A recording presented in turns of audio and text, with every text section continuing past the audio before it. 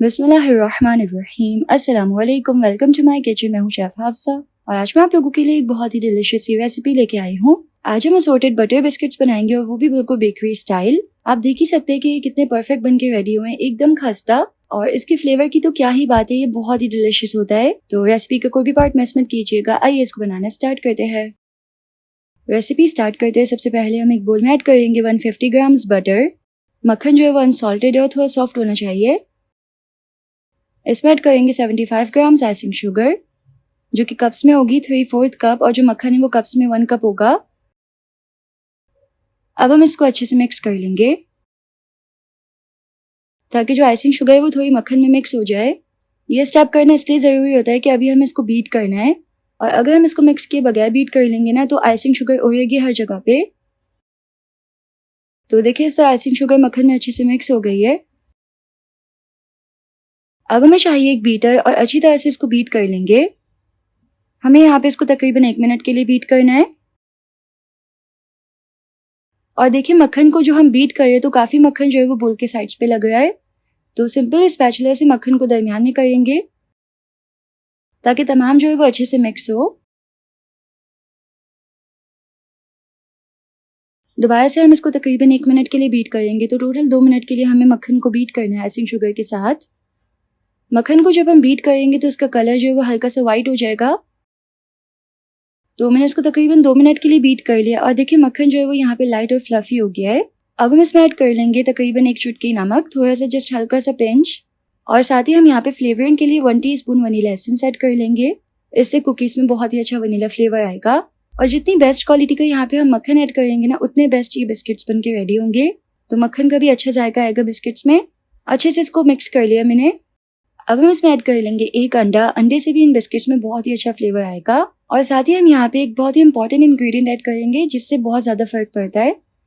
हम यहाँ पे जस्ट चुटकी भर जो है वो जर्द ऐड कर लेंगे। इससे कुकीज़ में बहुत ही अच्छा शेड आएगा। इसको हमें अंडा ऐड करके तकरीबन 1 मिनट मिक्स करना है, लो स्पीड पे।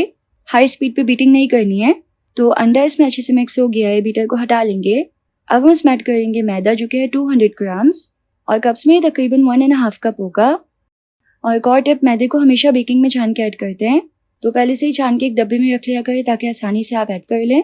मैदा ऐड करके हमें स्पैचुला से इसको अच्छी तरह से मिक्स करना है। तो ये कंबाइन हो गया। देखिए एकदम लाइट और क्रीमी सी डो लग रही है। अब इसमें से हम अंदाजन हाफ बैटर जो है वो एक दूसरे बोल में निकाल लेंगे। जो कि एक पार्ट को हम प्लेन रखेंगे वनीला, और एक में सिंपल हम थोड़ा कोको पाउडर ऐड करके इसको चॉकलेटी बना लेंगे। तो simple 1 to 2 tablespoon cocoa powder add करके इसको अच्छे से मिक्स कर लें, जितना डार्क आप कलर चाहते हैं।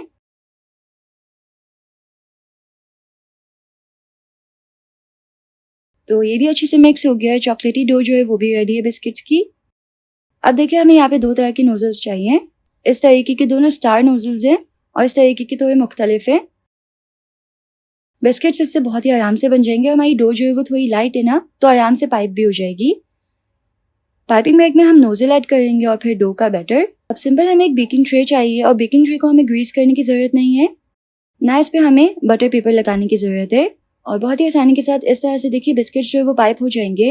हम यहाँ पे तकरीबन 7 टाइप के बिस्किट्स बनाएंगे। तो सिंपल पहले 2 इस तरह से मेरी चॉकलेट की लाइन्स जो है वो पाइप कर ली हैं, और फिर इस तरह से देखें हम सिंपल और मुख्तलिफ टाइप्स जो है वो बना लेंगे। मैं जिस तरह कर रही हूँ आप स्टेप्स को रिपीट कर लें। बेकिंग ट्रे यहाँ पे हमें बड़े साइज़ की लेनी है ताकि ज़्यादा से ज़्यादा कुकीज़ हमारे एक बैच में बन जाए।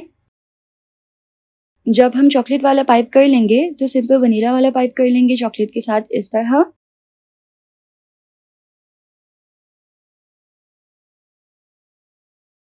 बहुत ही आसानी के साथ पाइप हो जाएंगी क्योंकि हमने ये जो बैटर बनाया है ये बहुत ज़्यादा हार्ड नहीं है, लाइट है। अब सिंपल उसके बाद हम बाकी के बिस्किट्स इस तरह बना लेंगे। अब इसमें हम डिफरेंट चीज़ें ऐड करेंगे इसमें फ्लेवर्स देने के लिए। तो सिंपल हम एक लाइन में जो है वो पिस्ता ऐड कर लेंगे,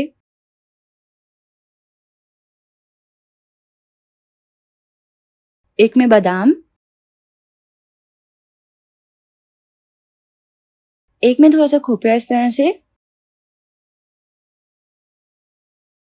और इस तरह सिंपल इसमें थोड़ी जगह बना लेंगे हाथ पे थोड़ा पानी लगा के, और इसमें हम ऐड कर लेंगे जैम।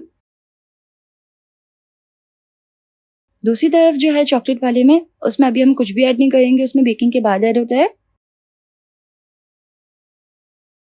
इस तरीके से देखिए हमने इसको बना लिया है। अब हम इसको रखेंगे फ्रीज़र में तकरीबन 30 मिनट्स के लिए, क्योंकि डो जो है बहुत ही लाइट है। थोड़ी सेट हो जाएगी उसके बाद हम बेक करेंगे। साथ ही ओवन ऑन करके प्री हीटिंग कर लें ताकि 180 पे पहुंच जाए टेम्परेचर। 30 मिनट्स के बाद हम बिस्किट्स को चिलर में से निकालेंगे और इसको बेक कर लेंगे। तो 180 पे 20 to 25 मिनट्स के लिए बेक कर लें। देखेंगे कि एजेस पे गोल्डन ब्राउन कलर आ जाए तो इसका मतलब बेक हो गया है। यहाँ पे देखिए बिस्किट्स बहुत ही बेस्ट बेक हो गए, इस पे कितना अच्छा कलर आया है देखें। अब थोड़ी सी चॉकलेट मेल्ट कर लेंगे सिंपल, और इस तरह से कुकीज पे ऐड कर लेंगे। प्लेन चॉकलेट मेल्ट करनी है, कुछ भी ऐड नहीं करना ताकि रूम टेम्परेचर पे चॉकलेट जो है वो सेट हो जाए। अब बिस्किट्स को हम यहाँ पे 30 मिनट्स के लिए रूम टेम्परेचर पे आने के लिए छोड़ देंगे, ठंडा कर लेंगे कम्प्लीटली।